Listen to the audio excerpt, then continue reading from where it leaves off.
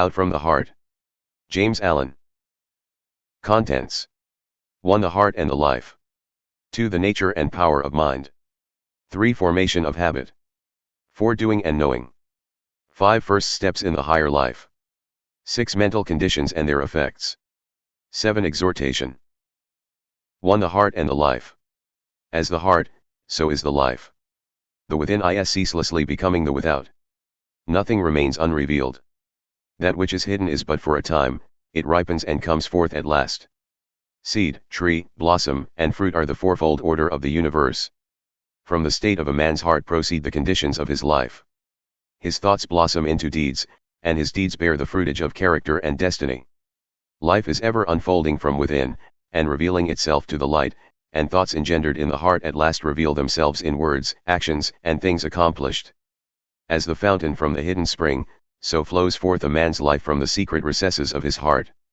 All that he is and does is generated there. All that he will be and do will take its rise there. Sorrow and happiness, suffering and enjoyment, fear and hope, hatred and love, ignorance and enlightenment, are nowhere but in the heart. They are solely mental conditions. Man is the keeper of his heart, the watcher of his mind, the solitary guard of his citadel of life. As such, he can be diligent or negligent. He can keep his heart more and more carefully. He can more strenuously watch and purify his mind, and he can guard against the thinking of unrighteous thoughts. This is the way of enlightenment and bliss. On the other hand, he can live loosely and carelessly, neglecting the supreme task of rightfully ordering his life. This is the way of self-delusion and suffering. Let a man realize that life in its totality proceeds from the mind, and lo, the way of blessedness is opened up to him. For he will then discover that he possesses the power to rule his mind, and to fashion it in accordance with his ideal. So will he elect to strongly and steadfastly walk those pathways of thought and action which are altogether excellent. To him, life will become beautiful and sacred, and sooner or later, he will put to flight all evil, confusion, and suffering. For it is impossible for a man to fall short of liberation, enlightenment, and peace, who guards with unwearying diligence the gateway of his heart. 2. The nature and power of mind. Mind is the arbiter of life. It is the creator and shaper of conditions, and the recipient of its own results. It contains within itself both the power to create illusion and to perceive reality. Mind is the infallible weaver of destiny. Thought is the thread, good and evil deeds are the warp and woof or foundation, and the web, woven upon the loom of life, is character. Mind clothes itself in garments of its own making. Man, as a mental being, possesses all the powers of mind, and is furnished with unlimited choice. He learns by experience, and he can accelerate or retard his experience. He is not arbitrarily bound at any point, but he has bound himself at many points, and having bound himself he can, when he chooses, liberate himself. He can become bestial or pure, ignorant or noble, foolish or wise, just as he chooses. He can, by reoccurring practice, form habits, and he can, by renewed effort, break them off. He can surround himself with illusions until truth is completely lost, and he can destroy each of those illusions until truth is entirely recovered. His possibilities are endless, his freedom is complete. It is the nature of the mind to create its own conditions, and to choose the states in which it shall dwell. It also has the power to alter any condition, to abandon any state. This it is continually doing as it gathers knowledge of state after state by repeated choice and exhaustive experience. Inward processes of thought make up the sum of character and life. Man can modify and alter these processes by bringing will and effort to bear upon them. The bonds of habit, impotence, and sin are self-made, and can only be destroyed by oneself. They exist nowhere but in one's mind, and although they are directly related to outward things, they have no real existence in those things. The outer is molded and animated by the inner, and never the inner by the outer.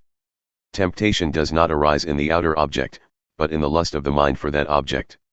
Nor do sorrow and suffering belong by nature to the external things and happenings of life, but in an undisciplined attitude of mind toward those things and happenings. The mind that is disciplined by purity and fortified by wisdom avoids all those lusts and desires which are inseparably bound up with affliction, and so arrives at enlightenment and peace. To condemn others as evil, and to curse at outside conditions as the source of evil, increases and does not lessen the world's suffering and unrest. The outer is but the shadow and effect of the inner, and when the heart is pure all outward things are pure. All growth and life is from within outward, all decay and death is from without inward. This is the universal law. All evolution proceeds from within. All adjustment must take place within. He who ceases to strive against others, and employs his powers in the transformation, regeneration, and development of his own mind, conserves his energies and preserves himself. And as he succeeds in harmonizing his own mind, he leads others by consideration and charity into a like blessed state. The way of enlightenment and peace is not gained by assuming authority and guidance over other minds, but by exercising a lawful authority over one's own mind, and by guiding oneself in pathways of steadfast and lofty virtue. A man's life proceeds from his heart and his mind. He has compounded that mind by his own thoughts and deeds. It is within his power to refashion that mind by his choice of thought. In this manner he can transform his life. Let us see how this is to be done. 3. Formation of habit. Every established mental condition is an acquired habit, and it has become such by continuous repetition of thought.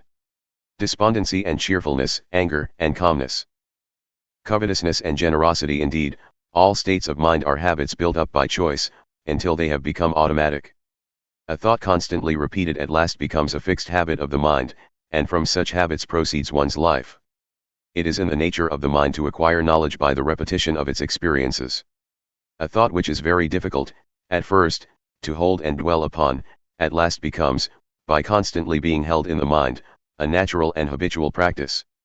A boy, when commencing to learn a trade, cannot even handle his tools right, much less use them correctly, but after long repetition and practice, he plies them with perfect ease and consummate skill. Likewise, a state of mind, at first apparently incapable of realization, is, by perseverance and practice, at last acquired and built into the character as a natural and spontaneous condition. In this power of the mind to form and reform its habits, its conditions, is contained the basis of a man's salvation. It is the open door to perfect liberty by the mastery of self. For as a man has the power to form harmful habits, so he equally has the same power to create habits that are essentially good. And here we come to a point which needs some clarifying, and which calls for deep and earnest thought on the part of my reader. It is commonly said to be easier to do wrong than right, to sin than to be holy. Such a condition has come to be regarded, almost universally, as a self-evident truth.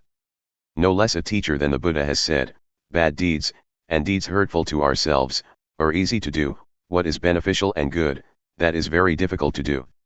And with regards to humanity generally, this is true, but it is only true as a passing experience, a fleeting factor in human evolution. It is not a fixed condition of things. It is not the nature of an eternal truth.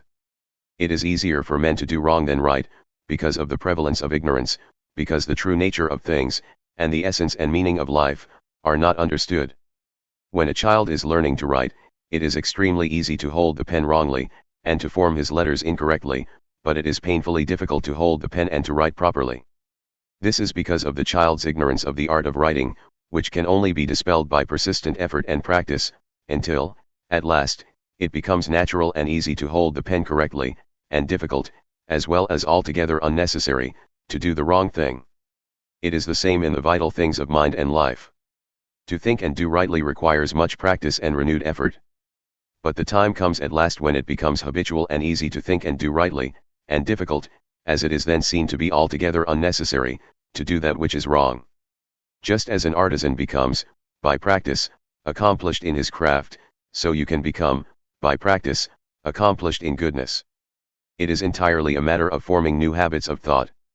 And he to whom right thoughts have become easy and natural, and wrong thoughts and acts difficult to do, has attained to the highest virtue, to pure spiritual knowledge.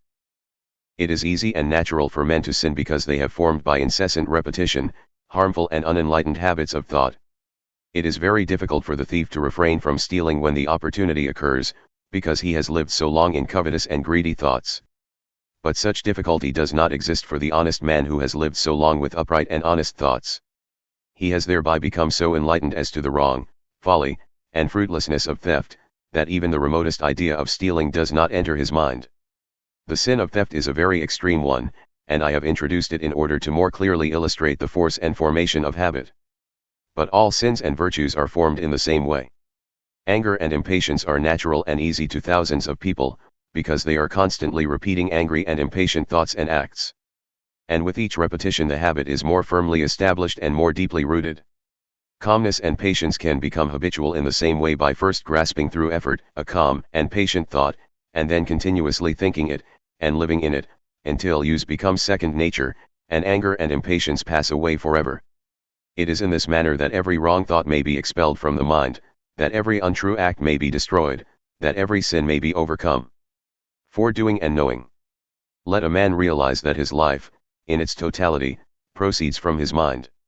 Let him realize that the mind is a combination of habits which he can, by patient effort, modify to any extent, and over which he can thus gain complete ascendancy, mastery, and control. At once, he will have obtained possession of the key which shall open the door to his complete emancipation. But freedom from the ills of life, which are the ills of one's mind, is a matter of steady growth from within, and not a sudden acquisition from without. Hourly and daily must the mind be trained to think stainless thoughts, and adapt right and dispassionate attitudes under those circumstances in which it is prone to fall into wrong and passion. Like the patient sculptor upon his marble, the aspirant to the right life must gradually work upon the crude material of his mind until he has wrought out of it the ideal of his holiest dreams. In working towards such supreme accomplishment, it is necessary to begin at the lowest and easiest steps, and proceed by natural, progressive stages to the higher and more difficult. This law of growth, progress, evolution, and unfoldment, by gradual and ever-ascending stages, is absolute in every department of life, and in every human accomplishment. Where it is ignored, total failure will result. In acquiring education, in learning a trade, or in pursuing a business, this law is fully recognized and minutely obeyed by all. But in acquiring virtue, in learning truth, and in pursuing the right conduct and knowledge of life, it is unrecognized and disobeyed by nearly all. Hence virtue, truth, and the perfect life remain unpracticed, unacquired, and unknown. It is a common error to suppose that the higher life is a matter of reading, and the adoption of theological or metaphysical hypotheses, and that spiritual principles can be understood by this method. The higher life is higher living in thought, word, and deed, and the knowledge of those spiritual principles which are immanent in man and in the universe can only be acquired after long discipline in the pursuit and practice of virtue. The lesser must be thoroughly grasped and understood before the greater can be known. Practice always precedes real knowledge. The schoolmaster never attempts to teach his pupils the abstract principles of mathematics at the start. He knows that such a method of teaching would be in vain, and learning impossible. He first places before them a simple sum, and, having explained it, leaves them to do it. When, after repeated failures and ever-renewed effort, they have succeeded in doing it correctly, a more difficult task is set before them, and then another and another. It is not until the pupils have, through many years of diligent application, mastered all the lessons in arithmetic, that he attempts to unfold to them the underlying mathematical principles. In learning a trade, say that of a mechanic, a boy is not at first taught the principles of mechanics, but a simple tool is put in his hand and he is told how rightly to use it. He is then left to do it by effort and practice. As he succeeds in plying his tools correctly, more and more difficult tasks are set before him, until after several years of successful practice, he is prepared to study and grasp the principles of mechanics. In a properly governed household, the child is first taught to be obedient, and to conduct himself properly under all circumstances.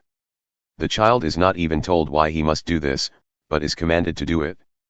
Only after he has far succeeded in doing what is right and proper, is he told why he should do it. No father would attempt to teach his child the principles of ethics before exacting from him the practice of family duty and social virtue. Thus practice ever precedes knowledge even in the ordinary things of the world, and in spiritual things, in the living of the higher life, this law is rigid in its demands. Virtue can only be known by doing, and the knowledge of truth can only be arrived at by perfecting oneself in the practice of virtue. To be complete in the practice and acquisition of virtue is to be complete in the knowledge of truth. Truth can only be arrived at by daily and hourly doing the lessons of virtue, beginning with the simplest, and passing on to the more difficult. A child patiently and obediently learns his lessons at school by constantly practicing, ever exerting himself until all failures and difficulties are surmounted. Likewise does the child of truth, undaunted by failure, and made stronger by difficulties, apply himself to right doing in thought and action. As he succeeds in acquiring virtue, his mind unfolds itself in the knowledge of truth, and it is a knowledge in which he can securely rest. 5 First steps in the higher life. Seeing that the path of virtue is the path of knowledge, and that before the all-embracing principles of truth can be comprehended, perfection in the more lowly steps must be acquired. How? then, shall a disciple of truth begin? How shall one who aspires to the righting of his mind and the purification of his heart, that heart which is the fountain and repository of all the issues of life, learn the lessons of virtue? How does he thus build himself up in the strength of knowledge, destroying ignorance and the ills of life? What are the first lessons, the first steps? How are they learned? How are they practiced? How are they mastered and understood? The first lessons consist in overcoming those wrong mental conditions which are most easily eradicated, and which are the common barriers to spiritual progress, as well as in practicing the simple domestic and social virtues. The reader will be better aided if I group and classify the first 10 steps in 3 lessons as follows: vices of the body to be overcome and eradicated.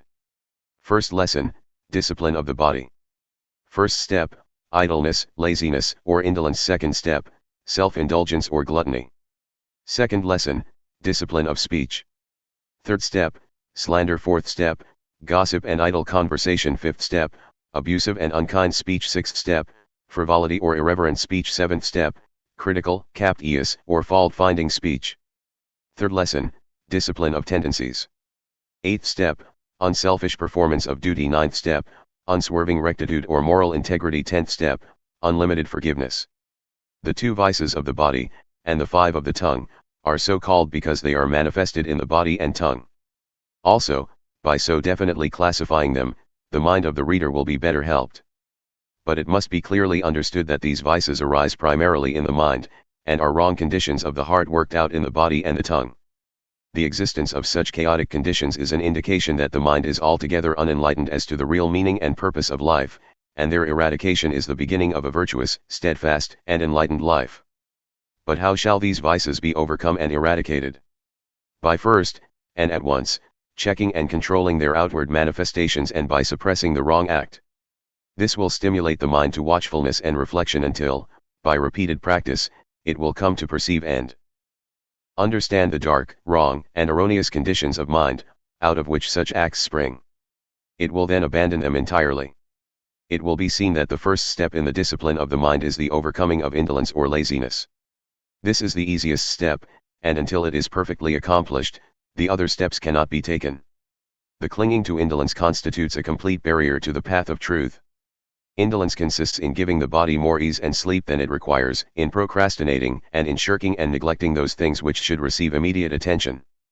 This condition of laziness must be overcome by rousing up the body at an early hour, giving it just the amount of sleep it requires for complete recuperation, and by doing promptly and vigorously every task, every duty, no matter how small, as it comes along.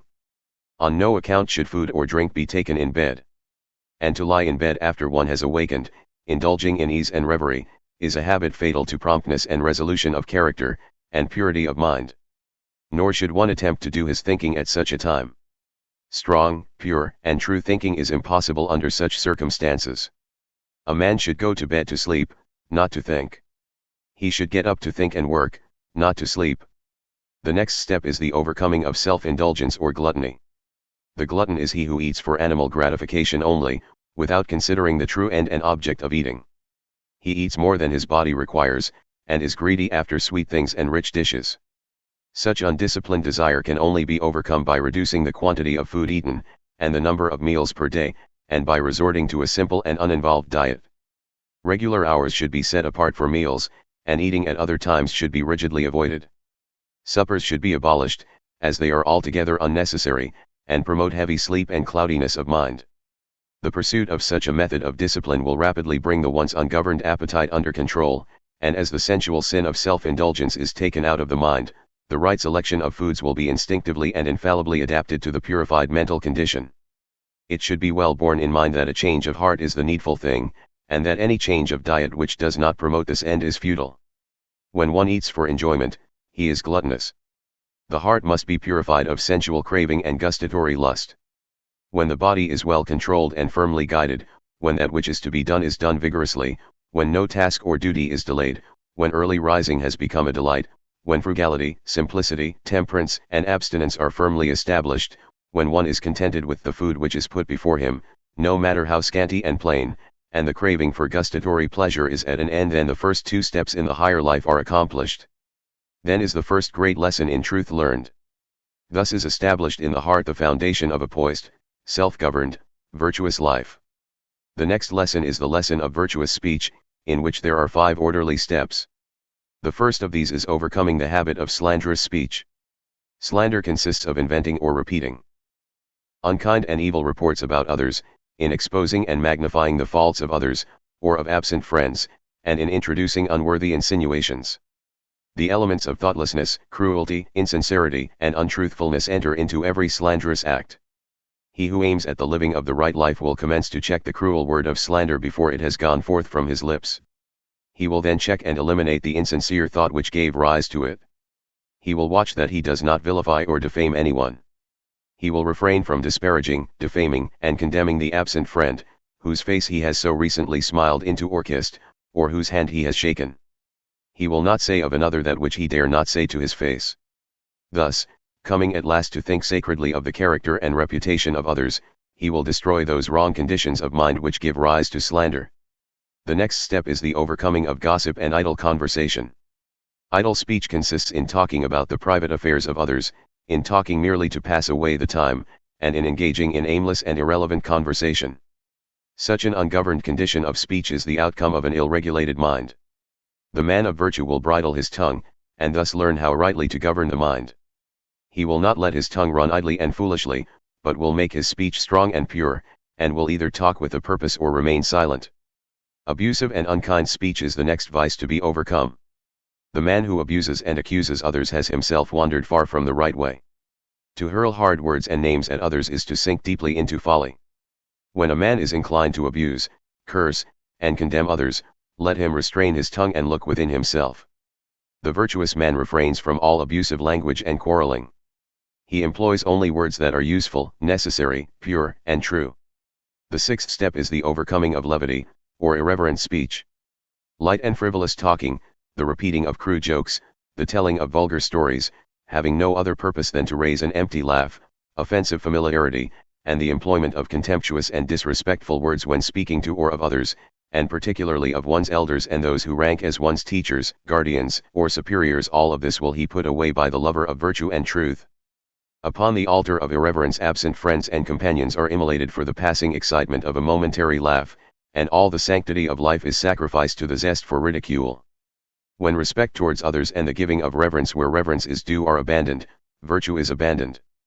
When modesty, significance, and dignity are eliminated from speech and behavior, truth is lost. Yea, even its entrance gate is hidden away and forgotten. Irreverence is degrading even in the young, but when it accompanies gray hairs, and appears in the demeanor of the preacher, this is indeed a piteous spectacle. And when this can be imitated and followed after, then are the blind leading the blind, then have elders, preachers, and people lost their way.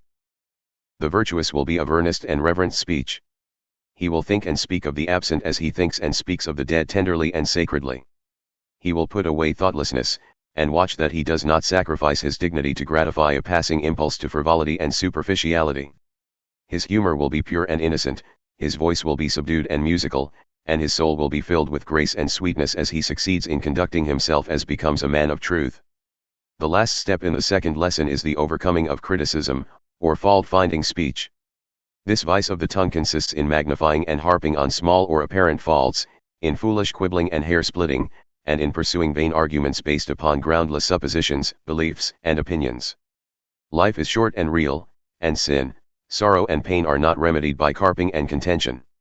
The man who is ever on the watch to catch at the words of others in order to contradict and dispute them, has yet to reach the higher way of holiness, the truer life of self-surrender.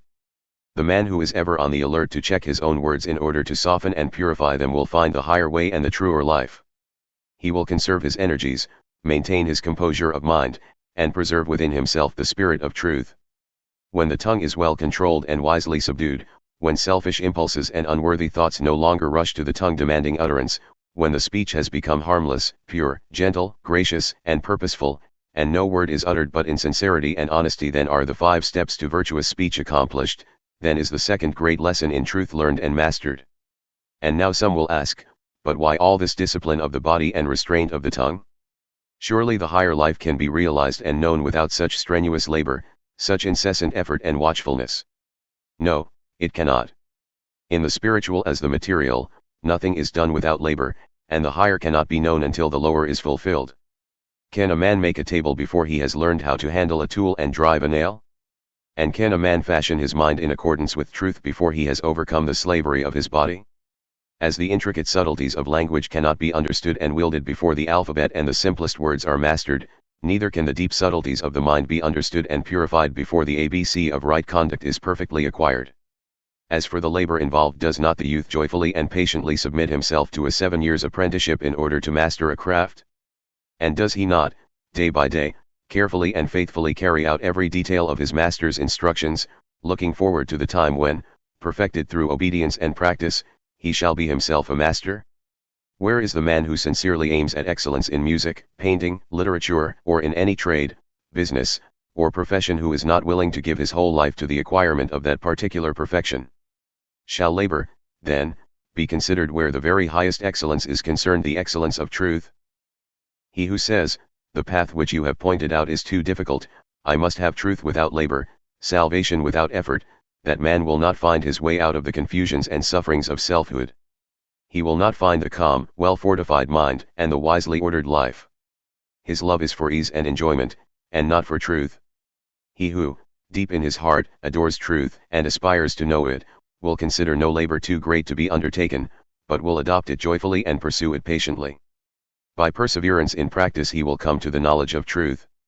The necessity for this preliminary discipline of the body and tongue will be more clearly perceived when it is fully understood that all these wrong outward conditions are merely the expressions of wrong conditions of the heart. An indolent body means an indolent mind, an ill-regulated tongue reveals an ill-regulated mind, and the process of remedying the manifested condition is really a method of rectifying the inward state. Moreover, the overcoming of these conditions is only a small part of what is really involved in the process. The ceasing from evil leads to, and is inseparably connected with, the practice of good. While a man is overcoming laziness and self-indulgence, he is really cultivating and developing the virtues of abstinence, temperance, punctuality, and self-denial. He is acquiring the strength, energy, and resolve which are indispensable to the successful accomplishment of the higher tasks. While he is overcoming the vices of speech, he is developing the virtues of truthfulness, sincerity, reverence, kindliness, and self-control, and is gaining that mental steadiness and fixedness of purpose, without which the more remote subtleties of the mind cannot be regulated, and the higher stages of conduct and enlightenment cannot be reached. Also, as he has to do right, his knowledge deepens, and his insight is intensified. Just as a child's heart is glad when a school task is mastered, so with each victory achieved, the man of virtue experiences a bliss which the seeker after pleasure and excitement can never know. And now we come to the third lesson in the higher life, which consists of practicing and mastering, in one's daily life, 3 great fundamental virtues. 1. Unselfish performance of duty. 2. Unswerving rectitude, moral integrity. 3. Unlimited forgiveness. Having prepared the mind by overcoming the more surface and chaotic conditions mentioned in the first 2 lessons, the striver after virtue and truth is now ready to enter upon greater and more difficult tasks, and to control and purify the deeper motives of the heart. Without the right performance of duty, the higher virtues cannot be known, and truth cannot be apprehended. Duty is generally regarded as an irksome labor, a compulsory something which must be toiled through, or be in some way avoided. This way of regarding duty proceeds from a selfish condition of mind, and a wrong understanding of life. All duty should be regarded as sacred, and its faithful and unselfish performance one of the leading rules of conduct. All personal and selfish considerations should be extracted and cast away from the doing of one's duty, and when this is done, duty ceases to be irksome, and becomes joyful. Duty is only irksome to him who craves some selfish enjoyment or benefit for himself. Let the man who is chafing under the irksomeness of his duty look to himself, and he will find that his wearisomeness proceeds, not from the duty itself, but from his selfish desire to escape it. He who neglects duty, be it great or small, or of a public or private nature, neglects virtue. He who in his heart rebels against duty, rebels against virtue. When duty becomes a thing of love, and when every particular duty is done accurately, faithfully, and dispassionately, there is much subtle selfishness removed from the heart, and a great step is taken towards the heights of truth. The virtuous man concentrates his mind on the perfect doing of his own duty, and does not interfere with the duty of another. The 9th step is the practice of unswerving rectitude or moral integrity. This virtue must be firmly established in the mind, and so enter into every detail of a man's life. All dishonesty, deception, trickery, and misrepresentation must be forever put away, and the heart purged of every vestige of insincerity and deception. The least digression from the path of rectitude or righteousness is a deviation from virtue. There must be no extravagance and exaggeration of speech, but the simple truth should be stated. Engaging in deception, no matter how apparently insignificant, for boastful pride, or with the hope of personal advantage, is a state of delusion which one should make efforts to dispel. It is demanded of the man of virtue that he shall not only practice the most rigid honesty in thought, word, and deed, but that he shall be exact in his statements, omitting and adding nothing to the actual truth.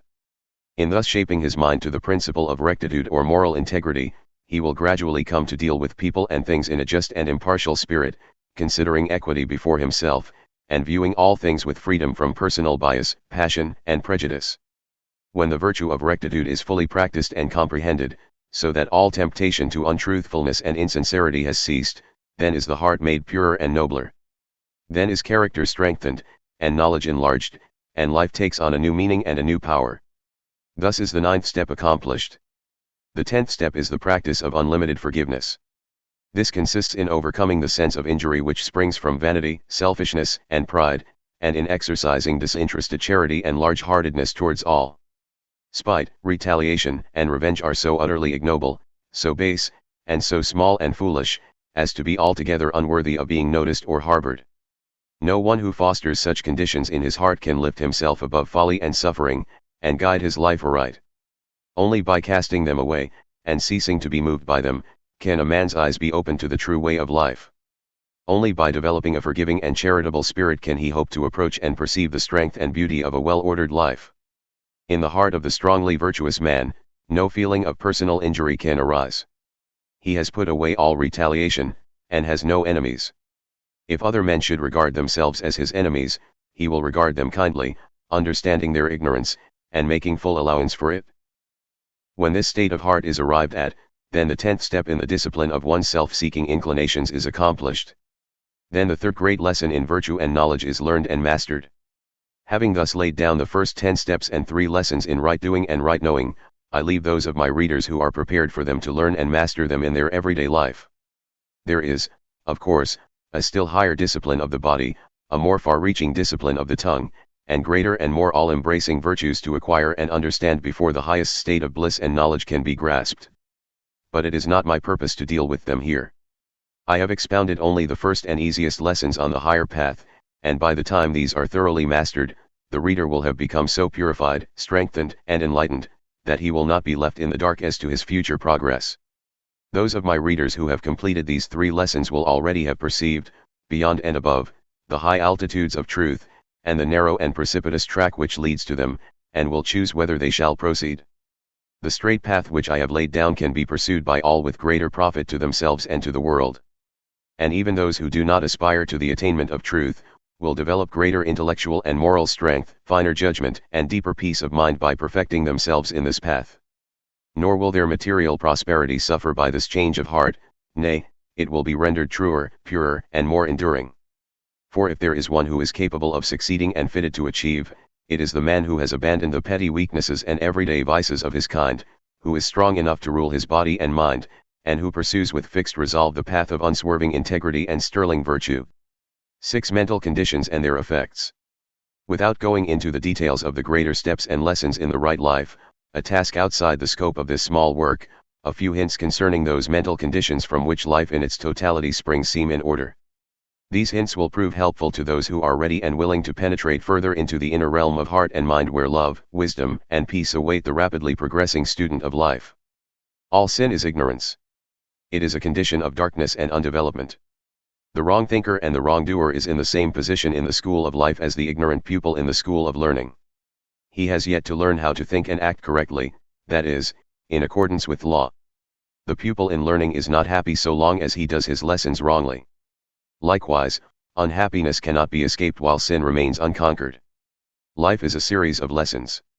Some are diligent in learning them, and they become pure, wise, and altogether happy. Others are negligent, and do not apply themselves. They remain impure, foolish, and unhappy. Every form of unhappiness springs from a wrong condition of mind. Happiness is inherent in right conditions of mind. Happiness is mental harmony, unhappiness is mental inharmony. While a man lives in wrong conditions of mind, he will live a wrong life, and will suffer continually. Suffering is rooted in error. Bliss is inherent in enlightenment. There is salvation for man only in the destruction of his own ignorance, error, and self-delusion. Where there are wrong conditions of mind there is bondage and unrest. Where there are right conditions of mind there is freedom and peace. Here are some of the leading wrong mental conditions and their disastrous effects upon one's life. 1. Hatred, which leads to injury, violence, disaster, and suffering. 2. Lust, which leads to confusion of intellect, remorse, shame, and wretchedness. 3. Covetousness, which leads to fear, unrest, unhappiness, and loss. 4. Pride, which leads to disappointment, humiliation, and lack of self-knowledge. 5. Vanity, which leads to distress and mortification of spirit. 6. Condemnation, which leads to persecution and hatred from others. 7. Ill will, which leads to failures and troubles. 8. Self-indulgence, which leads to misery, loss of judgment, grossness, disease, and neglect. 9. Anger, which leads to the loss of power and influence. 10. Desire or self-slavery, which leads to grief, folly, sorrow, uncertainty, and loneliness. The above wrong conditions of mind are merely negations. They are states of darkness and deprivation and not of positive power. Evil is not a power, it is ignorance and misuse of good. The hater is he who has failed to do the lesson of love correctly, and he suffers in consequence. When he succeeds in doing it rightly, the hatred will have disappeared, and he will see and understand the darkness and impotence of hatred. This is so with every wrong condition. The following are some of the more important right mental conditions and their beneficial effects upon one's life. 1. Love, which leads to gentle conditions, bliss, and blessedness. 2. Purity, which leads to intellectual clearness, joy, invincible confidence. 3. Selflessness, which leads to courage, satisfaction, happiness, and abundance. 4. Humility, which leads to calmness, restfulness, knowledge of truth. 5. Gentleness, which leads to emotional equilibrium, contentment under all circumstances.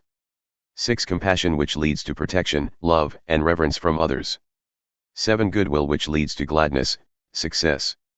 8. Self-control, which leads to peace of mind, true judgment, refinement, health, and honor. 9. Patience, which leads to mental power, far-reaching influence. 10. Self-conquest, which leads to enlightenment, wisdom, insight, and profound peace. The above right conditions of mind are states of positive power, light, joyful possession, and knowledge. The good man knows. He has learned to do his lessons correctly, and thereby understands the exact proportions which make up the sum of life. He is enlightened, and he knows good and evil. He is supremely happy, doing only that which is divinely right. The man who is involved in the wrong conditions of mind, does not know. He is ignorant of good and evil, of himself, of the inward causes which make his life. He is unhappy, and believes other people are entirely the cause of his unhappiness.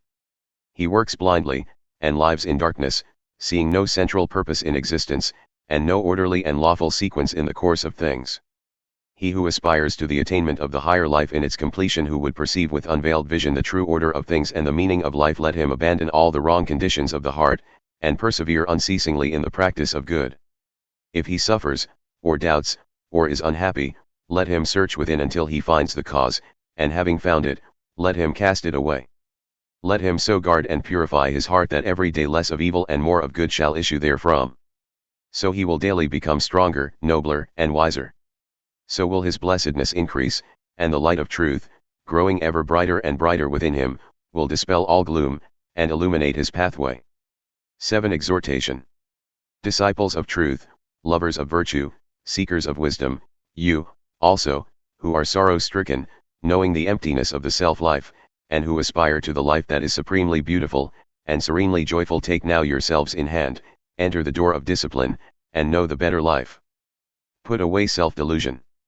Behold yourself as you are, and see the path of virtue as it is. There is no lazy way to truth. He who would stand upon the mountain's summit must strenuously climb, and must rest only to gather strength. But if the climbing is less glorious than the cloudless summit, it is still glorious. Discipline in itself is beautiful, and the end result of discipline is sweet. Rise early and meditate. Begin each day with a conquered body, and a mind fortified against error and weakness. Temptation will never be overcome by unprepared fighting. The mind must be armed and arrayed in the silent hour. It must be trained to perceive, to know, to understand. Sin and temptation disappear when right understanding is developed. Right understanding is reached through unabated discipline. Truth cannot be reached but through discipline. Patience will increase by effort and practice, and patience will make discipline beautiful. Discipline is irksome to the impatient man and the lover of self, so he avoids it, and continues to live loosely and confusedly. Discipline is not irksome to the lover of truth, and he will find the infinite patience which can wait, work, and overcome. Just as the joy of the gardener who sees his or her flowers develop day by day, so is the joy of the man of discipline who sees the divine flowers of purity, wisdom, compassion, and love, grow within his heart. The loose liver cannot escape sorrow and pain. The undisciplined mind falls, weak and helpless, before the fierce onslaught of passion. Array well your mind, then, lover of truth. Be watchful, thoughtful, and resolute. Your salvation is at hand, your readiness and effort are all that are needed. If you fail 10 times, do not be disheartened. If you should fail 100 times, rise up and pursue your way. If you should fail 1,000 times, do not despair. When the right path is entered, success is sure if the path is not utterly abandoned. First strife, and then victory. First labor, and then rest. First weakness, and then strength. In the beginning the lower life, and the glare and confusion of battle, and at the end the life beautiful, the silence, and the peace. All common things, each day's events, that with the hour begin and end, our pleasures and our discontents are rounds by which we may ascend.